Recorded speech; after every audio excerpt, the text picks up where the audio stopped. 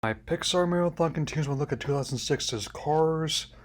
I already reviewed the sequels upon their respective releases, so it's only natural I finally complete this trilogy. This is also the first film to be released after the studio officially became part of the Mouse House, and it has been noted, definitely a very toyetic one. The term is defined as the suitability of a character, property, or vehicle to be licensed as toys. Revenue stream has definitely given the studio enough financial security how to create freedom to make whatever they want. While the characters in the previous movies were by no means unfriendly merchandise, the characters here have been seen everything from Hot Wheels models to even some surprisingly entertaining video games, so let's get started. The film opens on the final stock car race of the Piston Cup, the Dynacar 400, where the top three positions on the track and the points leaderboard are as follows. 43, Shep Weathers, better known by his title The King, was a real-life driver Richard Petty. 36, Chick Hicks, voiced by gleefully crazy over Michael Keaton and a protagonist. Number 95, Lightning McQueen, voiced by Owen Wilson. He's an archetypical rookie, skilled to be sure but hot-headed in more ways than one. Though he could easily keep up a sure lead by having a lap over the other racers, he's only taking fuel without any tires on his pit stops. He's also five multiple crew chiefs, due to the aforementioned hothead rookie nature. While the risk does pay off for the most part, his rear tires blow out on the final lap, turning an easy checker flag into a three-way tie with a tiebreaker race to be held in California the following week. On top of having some middling impressive speed and crashes in the race scenes, we'll come back to that.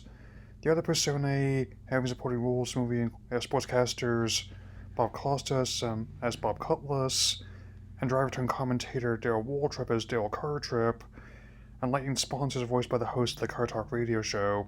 Though one of said hosts no longer with us, their archives are still online in podcast form.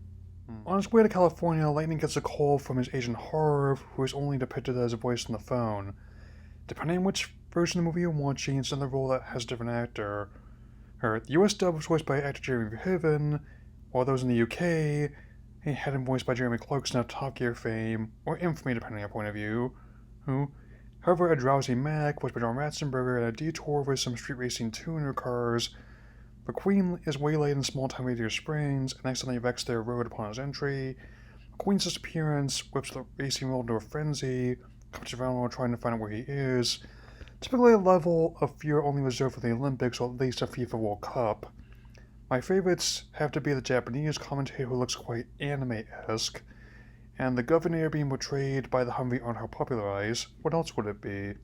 Comes to in an impound lot, greeted by Mater, voiced by Daniel Larry the Cabriolet Whitney.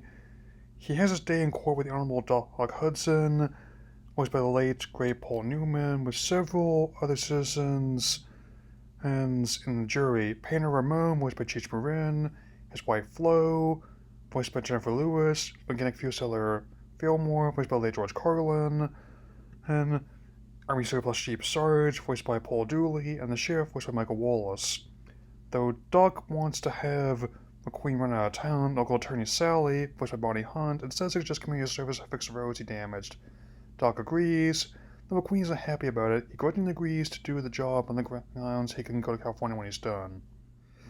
He tries to fudge the job, but it doesn't go well, nor does challenging Doc to a race to try and get out of his service. Still, the proper way to do repairs will take at least 5 days. Though McQueen is reluctant, but still do his best to get along with the others. Characters I've yet to mention include Red the Fire Engine, voiced by the late Joe Ranft, the Anti-Car Lizzie, voiced by Catherine Hammond, Tire Seller Luigi, voiced by Tony Shalhoub, and his helper Guido, fittingly voiced by Guido Quaroni. As the days pass, the town and citizens are growing on him, which is Ark, a hothead racer that needs to learn how to slow down sometimes. Admittedly, it's not quite as compelling as Woody's Journey to Toy Story films or Mr. Incredible's Ark and what I just reviewed. For the film story, it works fine. One bottom I like with Mater is a night of tractor tipping, having a combine harvester named Frank, and chase them. I wonder if he's got a brand new key. Also, I like the backwards driving sequence afterwards. While parts of this film are admittedly silly, animated car stunts are no more absurd than the typical Fast and Furious movie. This one is at least more believable in Tokyo Drift. McQueen also gets to take a drive with Sally, who has a Porsche Carrera, and this beauty pass does a good job of showing off the little details in the environments of this movie. I also didn't mention this earlier, But Film was right about the stoplights lights flashing yellow. Every third blink is really slower. It's a little detail only really notice on repeat viewings. Now comes the sequence set to James Taylor's Our Town, which is basically this movie's When She Loved Me equivalent. I can definitely relate to what's presented here, especially given the events of the last 15 years since I first saw this. Ian also discovers Hudson's past as a racer, and the fabulous Hudson Hornet, no less. He had the record most wins of a single season and won the Piston Cup 3 years straight, but when questioned why he didn't keep going, he reveals that they gave up on him after a crash. Doc muses, I had a lot left in me, just never got a chance to show it. Especially a powerful line given how Paul Newman passed away in 2008, 2 years after this film's release, making this his final acting role. McQueen finishes work with just 1 day left of the race and decides to PI everyone radio screen before he goes. He's found out Larry Knight, and just points out to win the tiebreaker race. Race day comes, everyone's excited, and the city of Emeryville, California, where Pixar's located in real life, is so much actually close to the entire city. The winner went on to get the Piston Cup to become new face of Dynaco, becoming the heir to the King's proverbial throne. Other bit parts are Mario Andretti voicing a car version of himself, Junior fittingly voiced by Dale Earnhardt Jr., and Fred voiced by Andrew Stanton, will come back to this marathon. Max joins the Queen's pit crew, and is joined by others he met during his time at Radiator Springs. The crew chief is none other than Doc Hudson, and he's been picked up a few tricks from his stay. However, it's not about to go down so easily, flattening McQueen's tire, but Guido's quick pit stop is able to get him out ahead of the pace car and stay on the lead lap. Chick has had enough, taking lead by causing King to crash.